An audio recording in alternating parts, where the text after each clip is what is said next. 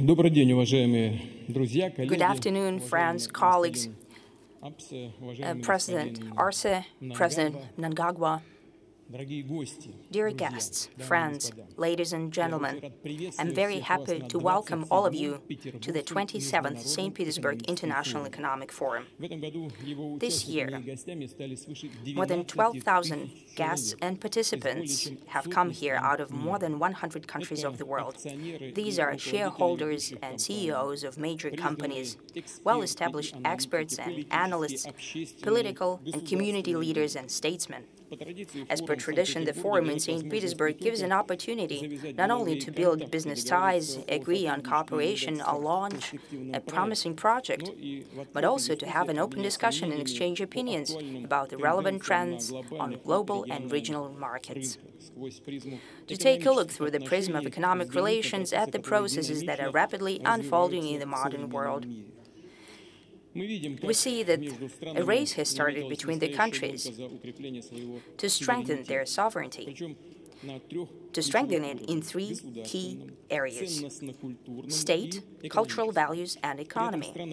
At the same time, the countries that used to be leaders of global development, even recently, trying by hook or by crook to maintain their slipping role of hegemony. There is nothing unusual about it in general when a country or a person are trying to maintain their position or to strengthen them, but doing that by hook or by crook, doing that by wrong, not by right. That's not the right way to do it. And we can see that already now the economy #1 is China, with a big gap with economy #2. India is economy #3 in the world and a global leader on growth rate. Ever more vocal are the countries of South Asia and Africa, with high birth rate and still low level of urbanization, as well as high catching-up growth of the economy. According to experts and dedicated specialists, it is these states that would define the global economic landscape already by 2050. I can add that right now there is an explosive technological growth in the world in almost all spheres of life. It has a serious impact on management and production processes, and even whole industries. It is apparent that using the technological progress and its benefits to the fullest can be done by those countries that not only produce new solutions, but also are capable of ensuring their fast and accelerated integration. Russia has proven the high level of being prepared and receptive to technological changes. We already see the changes in our financial sector, electronic trade, transportation services, system of state governance. Similar processes are already unfolding in the armed forces, where we need the high rate of technological updating just as well. This is a crucial and defining matter for our country. I'm sure that in the modern conditions and in the long-term outlook, the role, the power, and I'll say even more, the future of the states will depend on how effectively they can find responses to global challenges, tap into their domestic potential, to use their competitive advantages and offset their weaknesses, maintain and strengthen partnership relations with other countries and regions. In February this year, during the address to the Federal Assembly, I outlined key avenues and priorities for Russian development. We formulated a comprehensive reform program to the end of this decade and beyond. The format of the forum allows to highlight the economic agenda of our development. Those qualitative and structural changes that are happening in our country and that we intend to offer support, active and targeted support to rally around them financial, human and organizational resources, both at the federal and regional and municipal levels, to implement national projects that we have discussed in detail at the recent Council for Strategic Development. What are these changes? What am I talking about?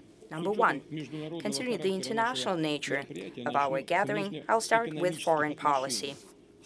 with foreign economic policy, the positions that we intend to take on global markets, the way we intend to change the structure of our export and import. Despite all challenges and illegitimate sanctions, Russia remains one of the key participants of global trade, actively developing logistics, geography of cooperation. We're strengthening our relations with Asian countries. The growth stands at 60% since 2020 till 2023, with Middle East 100% growth, Africa 69%, and Latin America 42%. I assume that my distinguished colleagues and guests of our forum, President of Bolivia and Zimbabwe, will touch upon this topic in their interventions.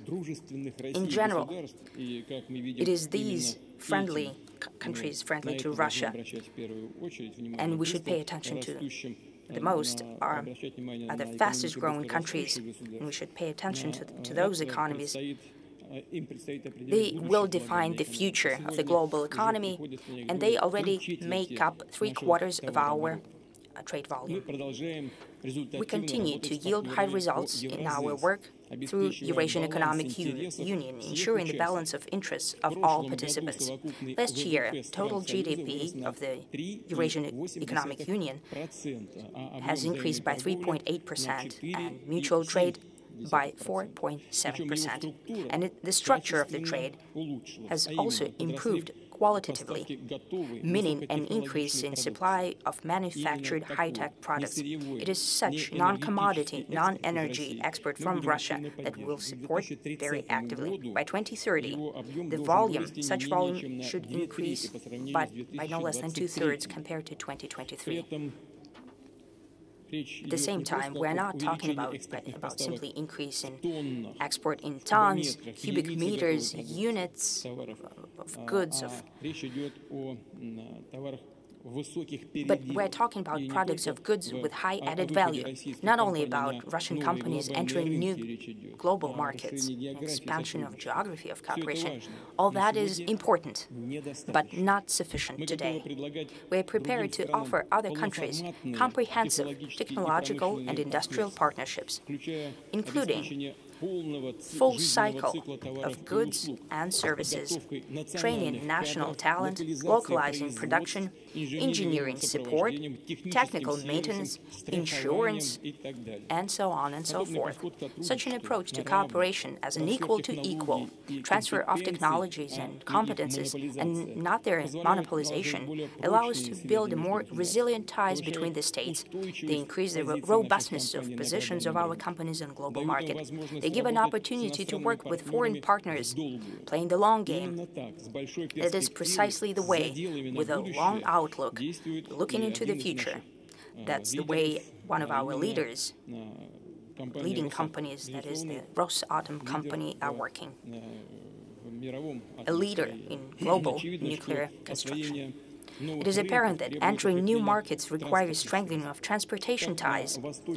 As for the eastern direction to China, Asia-Pacific region, the main project for us is the development of the so-called Western Railroad polygon. In April, we have established the parameters of yet another, the third stage of its updating. By 2030, the transportation capacity of the Eastern Railroad polygon must increase by up to 210 million tons, and by 2030, up to 270 million tons. Special attention will dedicate to the southern direction. We have already adopted the plans for international corridor north-south development, as well as a corridor to Azov and Black Sea. The Northern Sea route is becoming a relevant global artery. Yet last year, 36 million tons of cargo was transported through it, and in the future, the volume might exceed 150 million tons. For that, we'll continue to develop infrastructure of the Northern Sea route, build transportation entry points to the Arctic ports. A special role in this work is dedicated to the leaders of our northern regions. To that end, we'll establish within the State Council a commission for the development of the Arctic regions and the Northern Sea route. In general, it is forecast that by 2030, the volume of transportation through international transportation corridors through the Russian territory will increase by 50% compared to 2021. First and foremost, through increasing the competitive advantage of these routes and their convenience for the businesses and logistics companies. It's a separate matter, which is important both for exporters and importers, is the development of trans-border payment infrastructure. It's an open secret that reliability and trust towards Western payment systems has been really undermined, indeed by the Western countries themselves. I'd like to highlight that in the last year, the payments for Russian export in the so-called toxic currencies of non-friendly states has halved. With that, the share of ruble in export and import operations is increasing. Now it's standing at almost 40%. Since 2021 till 2023, the ruble payments for Russian export has increased by almost 300 times, 300%, up to 39%. Will increase use of national currencies in payments with international partners, increase safety and efficiency of such operations, including within BRICS, where working on shaping an independent payment system free from political pressure, abuse, and external sanctional interference. In this regard, I'd like to remind you that this year, BRICS was joined by new participants, that is, Saudi Arabia, Iran, United Arab Emirates, Egypt, and Ethiopia. With this, the share of our association in global GDP has reached 36%, and the population of the planet has reached 45%. And BRICS has tremendous potential for joining of new participants, and such drive of stakeholders from different continents can only be welcomed by us, and will support it. We'll continue to develop relations within BRICS, not only in economy and finance, but also in security and humanitarian cooperation and other spheres. We'll work considering global challenges and objective trends, and I'd like to highlight the growing capacities of the national economies. And now I'll segue to the second important structural change, that is, achieving new quality and content of the economic growth in Russia, the change of the industry structure through an active fostering of economy of supply. The outcome of last year, as you know, the GDP growth in Russia stood at 3.6%, and throughout the first quarter of this year, 5.4%. Meaning that our growth rate exceeds the global average. It is especially important that such trend is defined first and foremost by non-commodity industries. In 2023, and I can give you some information for the background, the GDP growth was ensured through basic industries 45 and 5%. That is manufacturing, production, construction, logistics, communications, agriculture, power generation, and communal services. 61.6%, these were auxiliary industries, that is trade, hospitality, catering, finance, and other services. We have set the goal for ourselves to rank number 4 in largest economy of the world. Indeed, according to certain data, including the evaluation of the World Bank, I think last week, the World Bank has made additional calculations and has ranked Russia as number 4 in the world. Now we have bypassed Japan.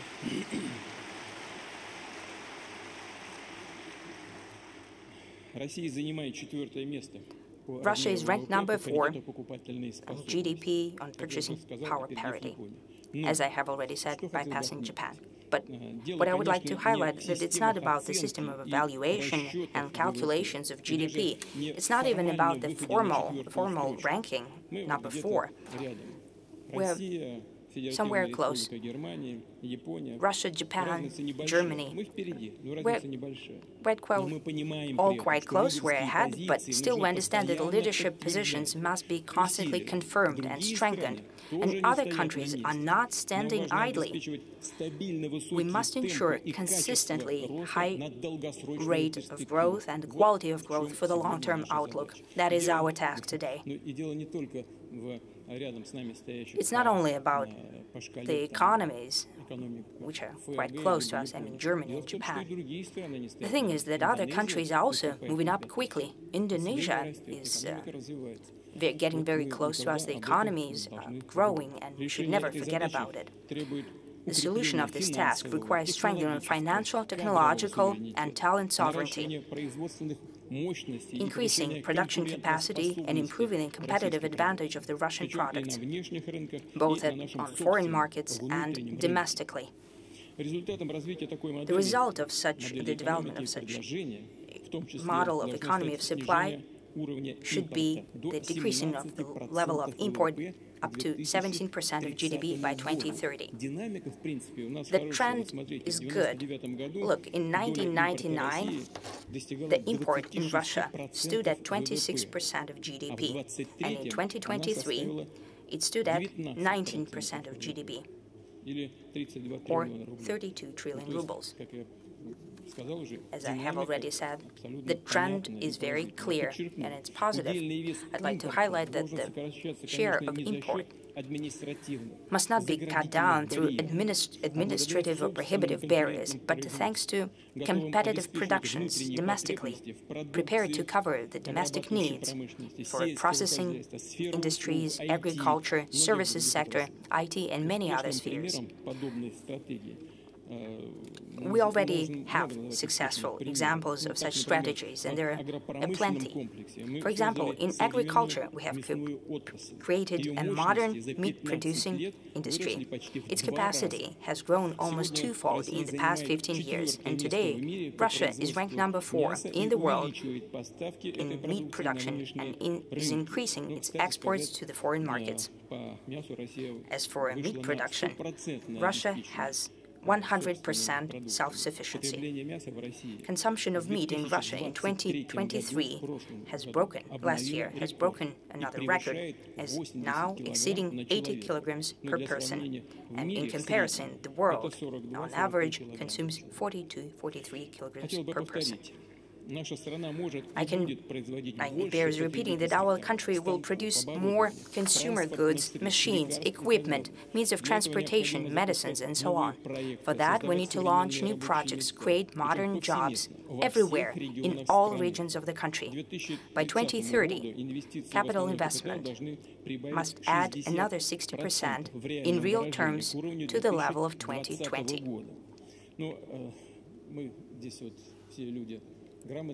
We are all very professional here, and everyone understands what are these capital investments and why it creates such a great foundation for the future long-term development and mid-term development.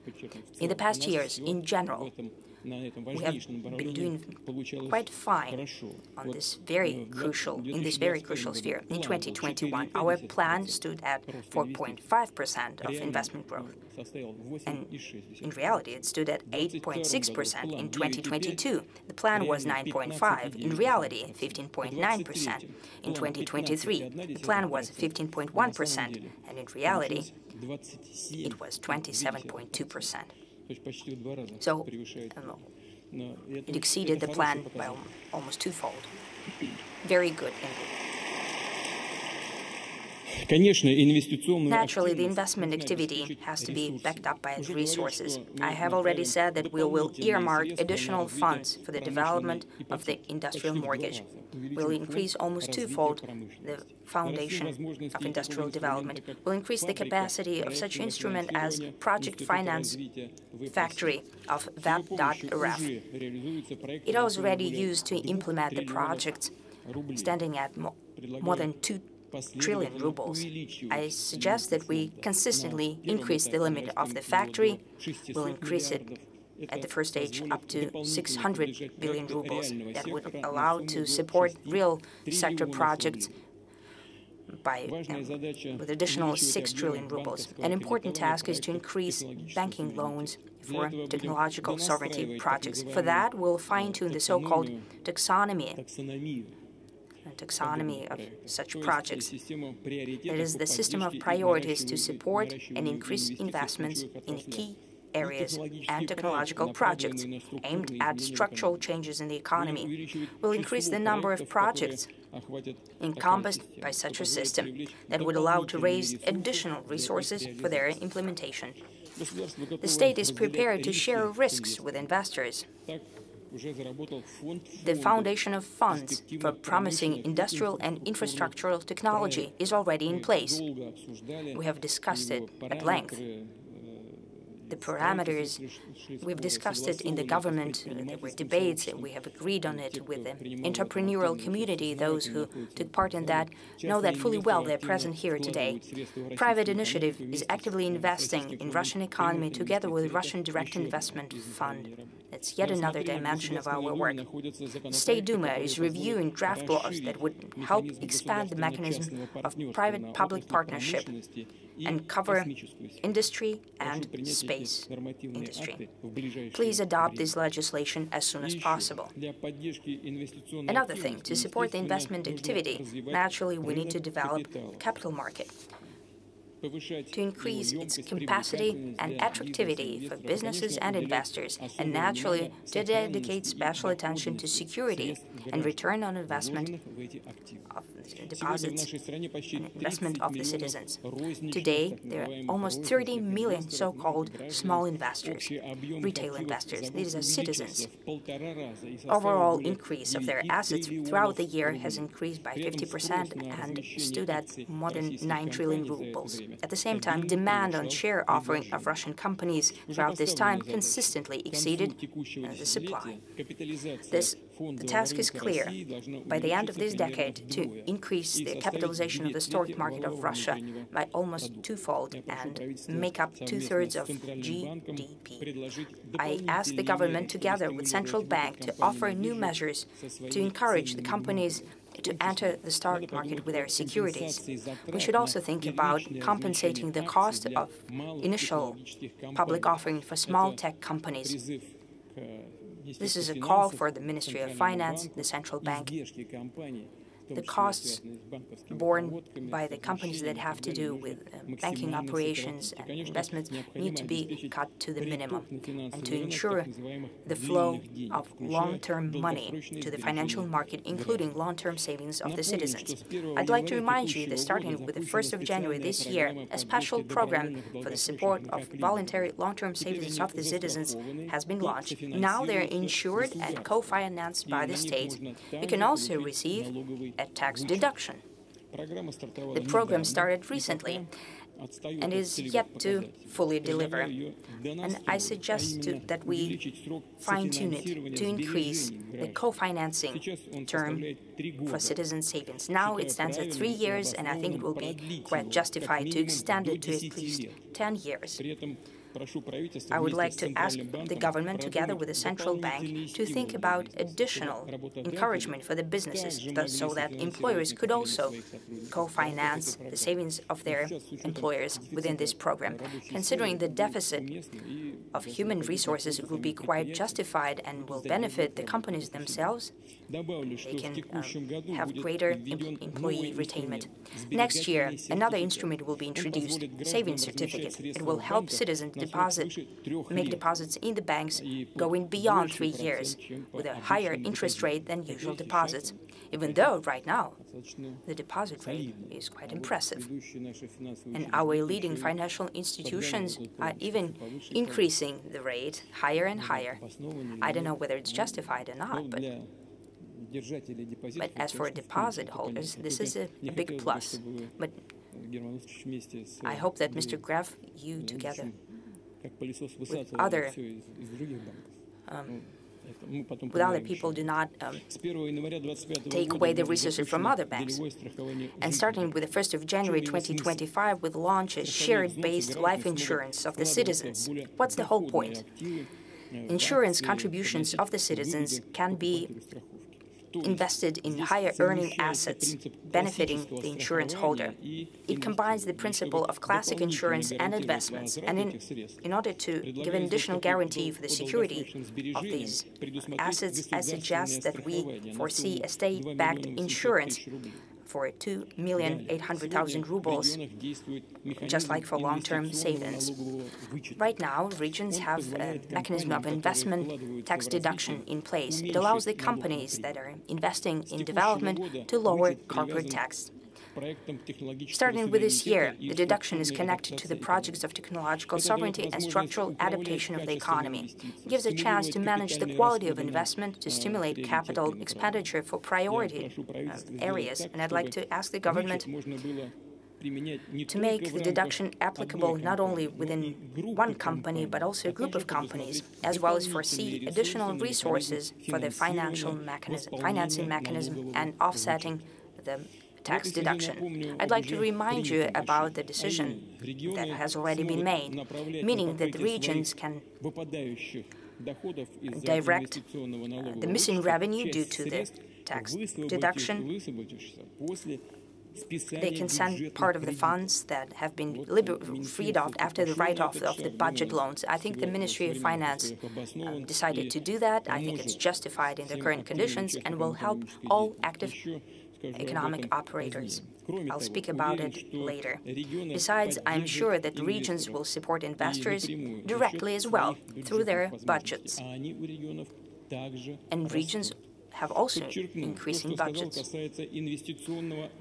I'd like to highlight that as for investment tax deduction in the regions, in addition, there will be a federal deduction within the retuning of the tax system. The goal of that is to encourage investments of businesses in development and to achieve greater social justice and to bridge the gap of inequality.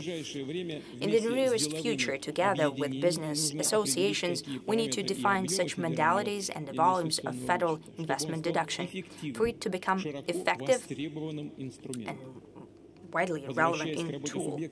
Going back to the work of the regions in support of the business activity, I can highlight such mechanism and regional investment standard. Its task is to look at the needs and recommendation of the businesses and ensure a unified principle of attracting investors across the whole country. That means that each region is to shape a universal investment ecosystem and create a clear algorithm of action for businesses, where to place their production and what kind of measures are accessible, and so on. They're relevant. Today, the regional investment standard is introduced in all regions of the Federation. Dedicated specialists have been trained who are responsible for interaction with investors. Dear colleagues and friends, I would like to thank the regional teams and business associations and the government for the work that has been done. I know that there is a suggestion to give legislative coverage for the investment standard, and I suggest that the government discuss this issue with the business community and the region. I can highlight that right now the task is to mainstream this mechanism and to use it actively in practice. That is our goal for the nearest future. And those teams who would achieve the best results, I think we should foresee some kind of encouragement at the level of the government of the Russian Federation. I'd like to emphasize that the launch of regional investment standard allowed many regions in the Russian Federation to make a quantum leap in the national investment climate ranking. As per tradition, their outcomes were represented at the platform of our forum, and I will speak about them later. Over the past year, thanks to exchange of experience and scaling the best practices, the integral index was improved in the 74 regions of Russia. This is much higher than the year before. Among the regions who showed the best trend, Republic of Buryatia and Mordovia, Lipetsk, Ryazan, and Archangel regions. Congratulations, colleagues, upon the results achieved, and I wish you every success in the future.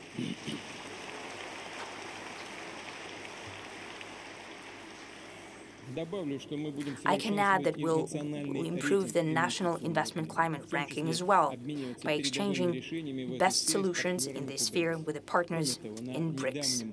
Besides, at the recent session of the Advisory Board of the Agency of Strategic Initiatives, we have agreed to fine-tune the methodology of the ranking and to take as a foundation the national target conditions for doing businesses. This is our improved and more objective model of international rankings. Colleagues, third crucial infrastructural change that we're trying to achieve is the new quality of the labor market. Today, Russia has a record low unemployment. In March, it stood at only 2.6%. What's extremely important, we have decreased the so-called structural component, meaning that the significant decrease in youth unemployment and unemployment in those regions and settlements where it was historically high. Even 15 or 20 years ago, the main question was how to find a job. And now the question is how to find an employee. Here, it is important to fine-tune the system of professional education so it can respond to the demands of the labor market, to train specialists with modern and relevant training, for them to give an opportunity to raise their professionals throughout their working career. For that, we are creating a forecast of human resources demands in domestic economy. It will be the foundation for the transformation of professional training and development.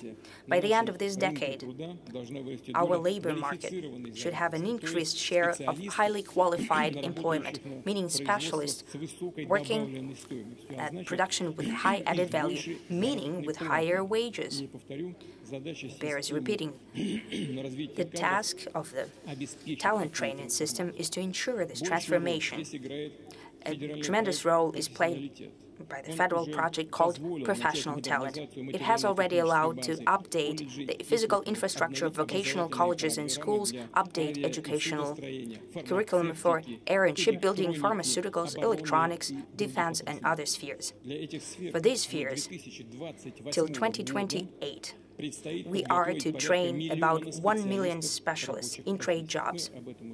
We have already spoken about it multiple times. I simply want to remind you about it. As for higher education, in the next 10 years, Russia will have 40 new university campuses with best conditions and capacities, opportunities for students to study, do science, live and work. I would like to underline that we will assess the performance of higher education institutions and universities of Russia, as well as colleges and vocational schools, based on the demand for their graduates, how fast their salaries are growing. Our economy does not require only young professionals, but also experienced, competent professionals. They are just not experts in their field, but they can also teach their colleagues a lot, turning into true mentors for them. In that regard, it's important to support the desire of people who've reached the pension age to keep on working, to be useful. Their knowledge, skills, competencies serve as an important resource for our economy and social sphere. What am I talking about? I refer to the level of salaries of working pensioners. We've long spoken about this issue. I've just spoken to the governor of St. Petersburg on this subject just before the plenary session. I would like to tell you about a decision we've broached on multiple occasions during my meetings with citizens. Due to budget and financial constraints, in the previous years, there was no indexation of pensions for working pensioners. And it concerns millions of our citizens, and this issue is long overdue, as it were. And right now, we've got resources at our disposal to start addressing this issue for the benefit of our people. So I propose that starting from next year, the indexation of pensions for working pensioners should be resumed. Starting February the 1st, 2025 and onwards, on an annual basis, pensions are going to be raised not just for those who have taken a well-deserved leave, but also for those who keep on working. This is only be fair.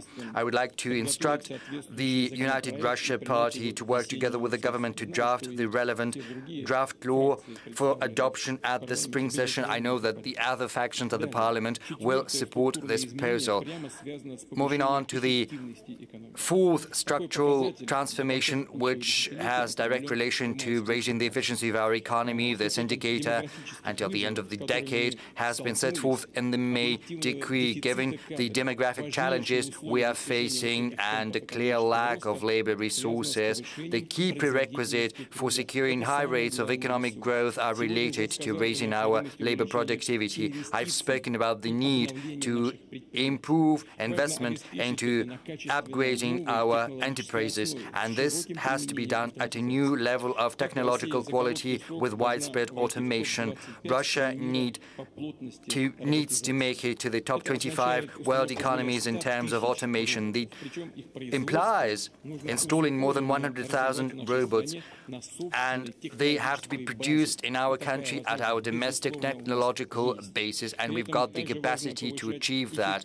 Meanwhile, we need to improve the efficiency of the current equipment and technological processes. The main tool in that regard is spreading the methods of lean production. We are already working on that within the framework of the relevant national project, which involves more than 6,000 enterprises and more than 120,000 professionals. This year is the final year for the current national project, and the federal projects that are part of it need to be extended under the framework of the new project, which is entitled Efficient and Competitive Economy. Moreover, this practice needs to be expanded so that by 2030 we will have involved in this project no less than 40% of medium and large enterprises of basic non-commodity industries. And it also should involve all the state-run and municipal organizations working in the social sphere. For companies, for enterprises, that will involve ramping up their output and raising the quality of their services. And it will mean better working conditions for the employees and also a pay rise. I would like to remind you that within the next 6 years, wages need to be growing at a pace bigger than the growth of our GDP. The fifth structural transformation is about a genuine digital platform-driven revolution amid the current environment. Labor productivity is directly related to digitalization and the use of AI. By 2030, we need to build digital platforms across all the key economic industries and also social sectors. These tasks are going to be addressed within the framework of the Data Economy National Project. I would like to add that within the next 6 years, no less than 80% of Russian organizations in the key industries should transition to Russian software in production and management. To support the IT sector, we are going to come up with a whole range of measures, including a higher rate of expense for Russian digital software and digital solutions when calculating the corporate tax. Also, there's going to be a lower corporate tax rate of 5% for Russian IT companies, which will be in force until 2030 inclusive. I would like to ask the government to work through additional measures for supporting Russian developers of software.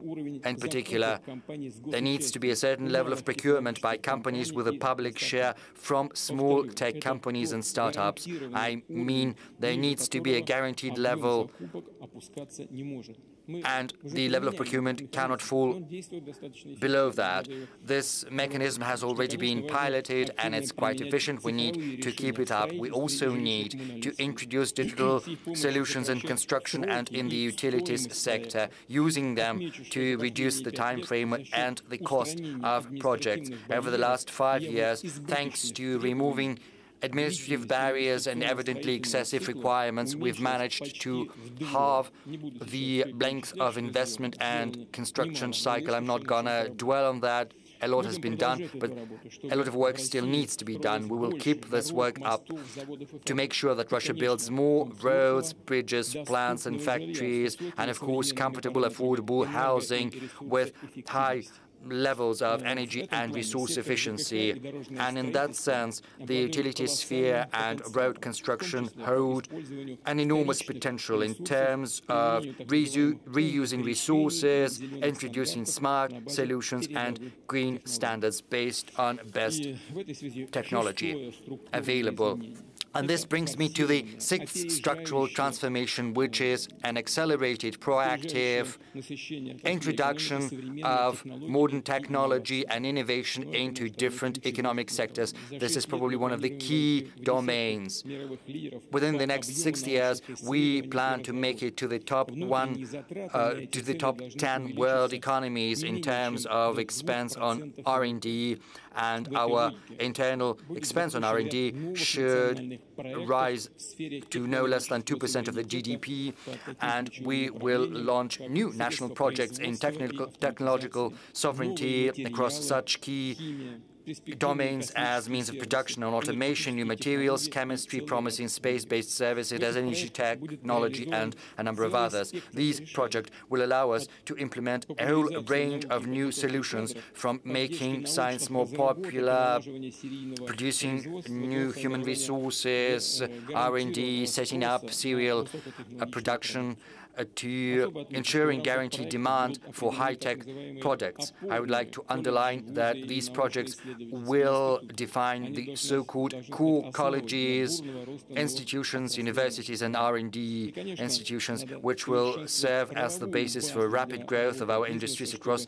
the new country. And we need to improve the legal framework for our business to make sure our businesses feel confident they invest more in longer-term science-intensive initiatives. I would like to point out that Russia has an enormous intellectual and creative potential, and we need to tap it to the full.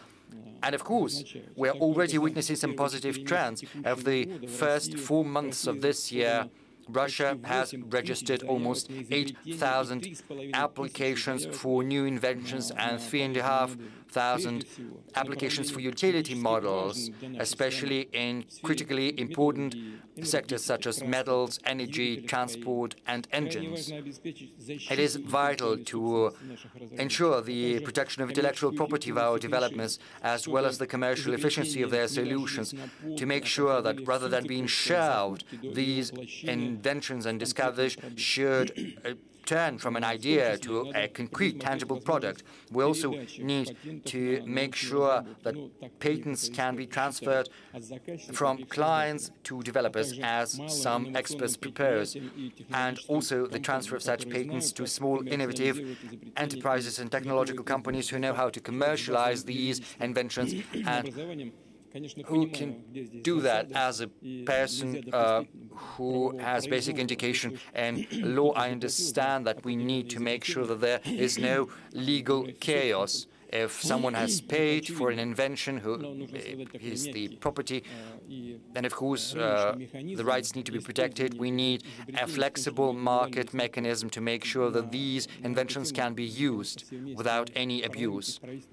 And the Parliament and the government have to think about that together. This brings me to the seventh structural transformation, which is of the utmost importance, namely the transformation and a greater share of SMEs in our economy. Right now, our country has more than 6.5 million SMEs. 6 years ago, we wanted to increase the number of people employed in this sector to 25 million people. And back then, we thought it would be increasingly complicated. Some were smirking, saying it was unrealistic. Right now, we can confidently say that we've managed to hit it earlier, to achieve it earlier than expected. Our entrepreneurs, including the younger generation, are gaining momentum, entering into the market, setting up the production of new products that very often are better than foreign analogues. Moreover, the Russian business understands that the trademark a unique trademark becomes their economic asset. We register more and more applications in clothes and footwear, software, pharmaceuticals, household chemicals, perfume, cosmetics, pastries, and so on and so forth. Last year, we registered 143,000 applications filed for trademarks, twice as much as in the pre-COVID 2019. Incidentally, the registration of trademarks in Russia is one of the fastest, and as compared to the world on average, it has been fully digitized. The examination takes up 4 months, and it results in an electronic letter of protection. And increasingly often we see new, unique, original trademarks which are a tribute to the culture and traditions of our peoples. It is a testimony to the pride entrepreneurs feel for their place of birth, for the region where they are working, and the business sees that people increasingly want to buy goods produced in Russia. Incidentally, many regional brands and trademarks fall within the so-called creative industries. More than half Russian regions are working systemically on their development, and I would like the Parliament to adopt during the spring session a federal law which will create a legal framework for the creative industry, and this will allow setting up standards for supporting the industries. And we need to create an environment that will help SMEs grow even faster, and we will also raise the efficiency of support measures, coming up with new ones. I would like to point out that an important role in developing small businesses belongs to the so-called marketplaces. Together with the Post of Russia, they are building a modern infrastructure, sort of a circulatory system for delivering Russian goods. This allows companies, even in the most remote cities and areas,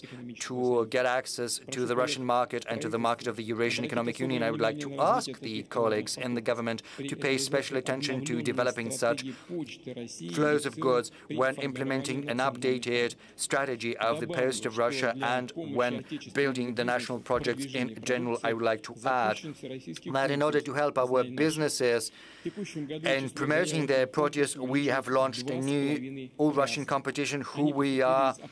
This year, the number of applications has more than doubled, coming from all Russian regions. This competition is growing increasingly wide, and it's a very good business lift, and it's important that such practices are replicated at the regional level as well. I would like to draw the attention of my colleagues, the governors, to this issue. Another thing I would like to point out specifically, almost all participants of the competition and many Russian businessmen, businesswomen are supporting the military and the veterans of the special military operation, their families, their friends and family, our heroes. They're sending their products to the military units, buying goods, equipment, helping hospitals.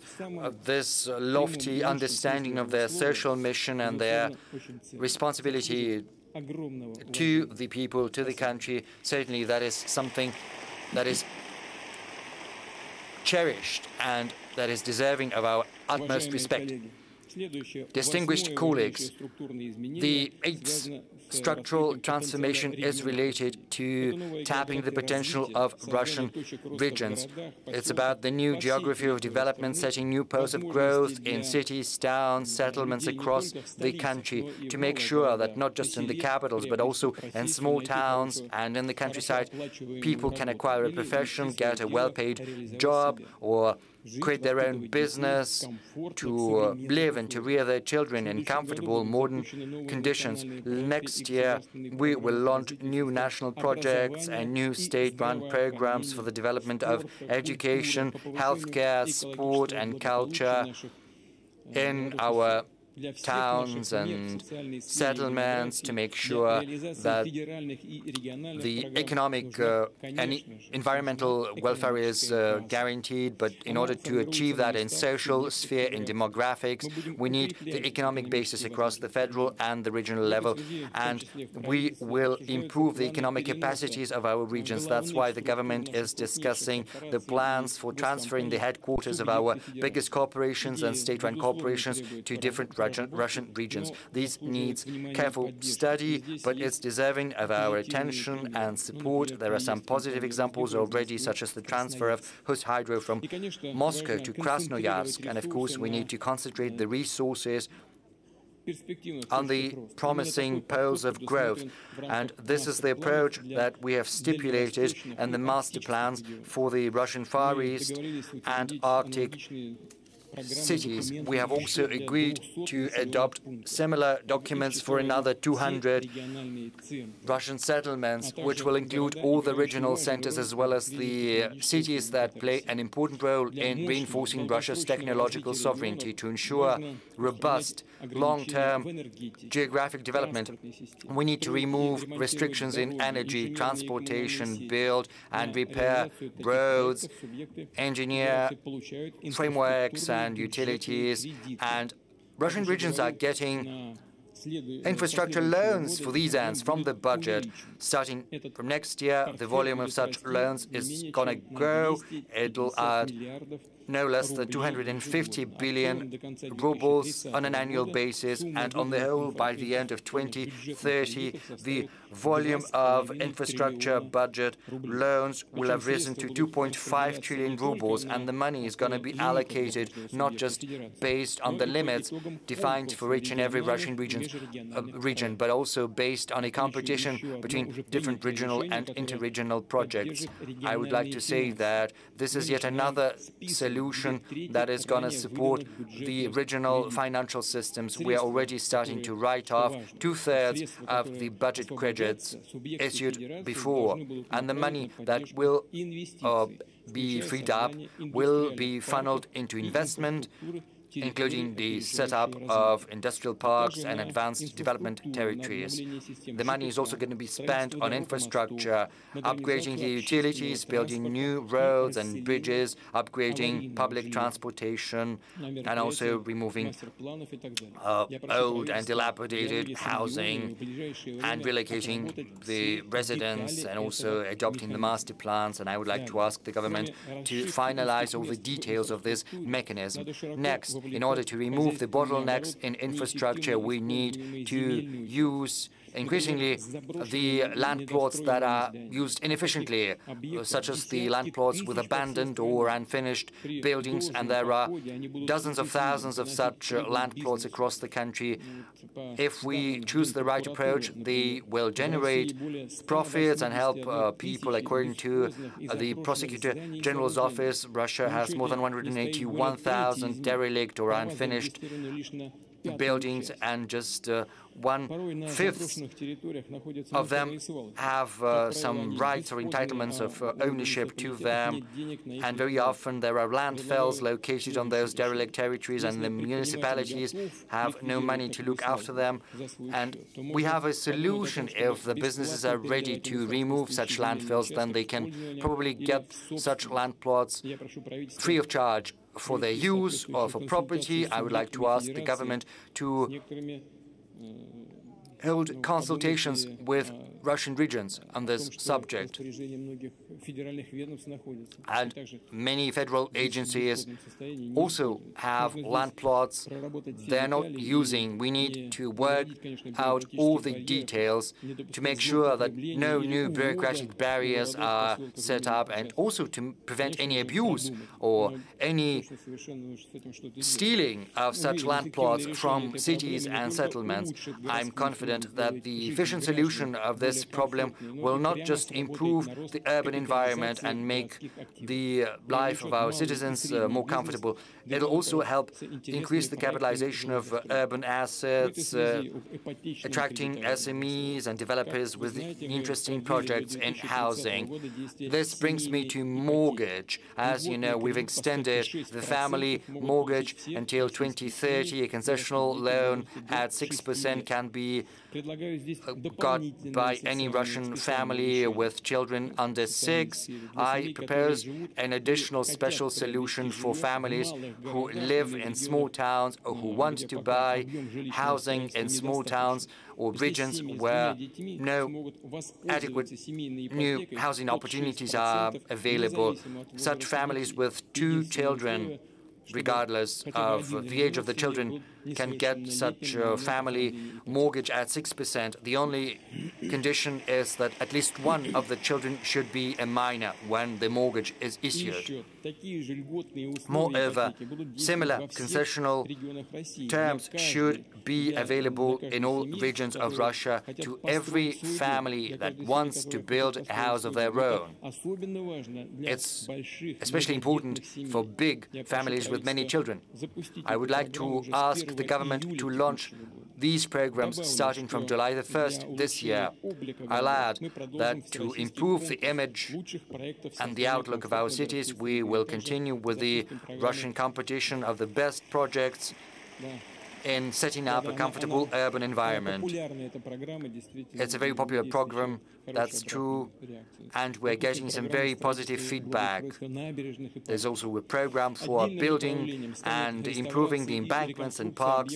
Another special avenue we are going to pursue is the restoration and reconstruction of cultural and historical heritage. By 2030, we need to fix no fewer than 1,000 such sites to give them a new lease of life, for them to serve our people, to improve our identity, to serve as a decoration of our countryside and towns, and to make these sites more attractive to tourists. And the development of internal tourism is another of our priorities. Within the next 6 years, the share of tourism in the GDP should rise to 5%. The number of tourists in our countries should rise to 140 million people. We will provide comfortable environment for recreation, building hotels, campsites, mountain resorts, attraction parks, colleagues. Solutions in economic and social field should not just be efficient, but also fair, and this brings me to the 9th structural transformation, reducing poverty and inequality, raising the income of Russian families. It has a direct bearing on the quality of life and also on the capacity of our national market. Within 8 or 10 years ago, the pension had was a very